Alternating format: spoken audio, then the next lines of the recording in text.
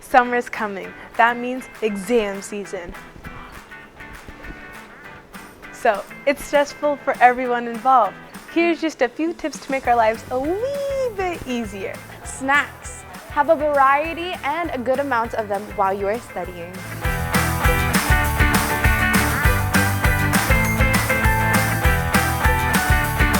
Get yourself a study partner, someone that you are comfortable working with that complement your strengths and weaknesses.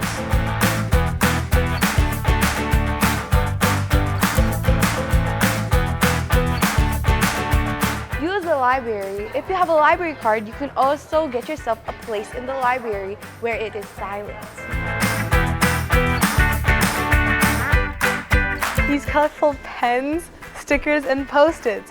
I know, it sounds crazy, but it really does help.